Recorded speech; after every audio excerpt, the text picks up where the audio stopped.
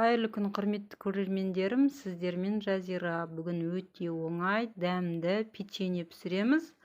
Бұл 2023 жылдың алғашқы видеосы менде. Достар, мені қолдап, лайк, комментарий басып, каналға жазылып кетіңіздер. Жаңағы жұмыртқадан кейін қантты және майды қосып, венчиктің көмегімен жақсылап араластырып аламыз. Достар, печенье өте дәмді, оңай болды. Міндетті түрде жасап көріңіздер. Содан соң менде крахмал, жүгері крахмалы. Соны қосып аламыз. Бұл печеньеге керекті заттардың мөлшерінің барлығын описание бөліміне жазып қалдырамын. Балаларыңызға міндетті түрде жасап беріңіздер.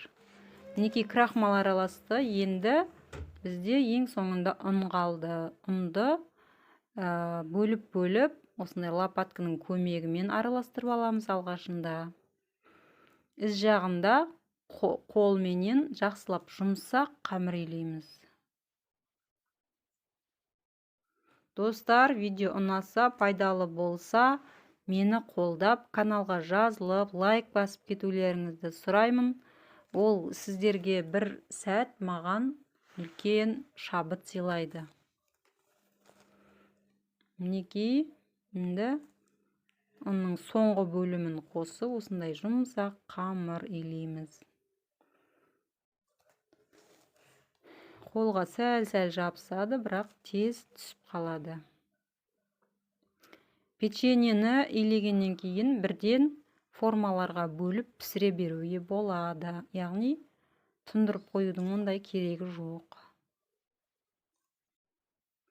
Енді пергамент қағазын төсеп, формочкалар жасаймыз. Жай ғана осындай құрт сияқты қылып жасадым.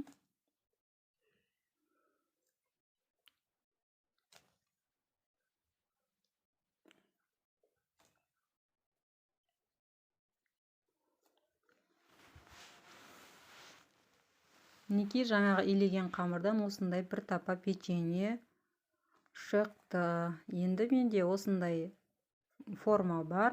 Сонымен бетіне узор жасап шықтым печеньенің. Сіздер кез келген нәрсемен үйде жасай берсеңіздер болады. Жасамасақ та болады. Мінекей, осындай керемет печеньелер пісіп шықты. Мен бетіне сгущенка құйып шықтым. Сіздер шоколад құйсаңыздар да болады. Достар, міндетті түрде жасап көріңіздер, каналға жазылыңыздар, сау болыңыздар.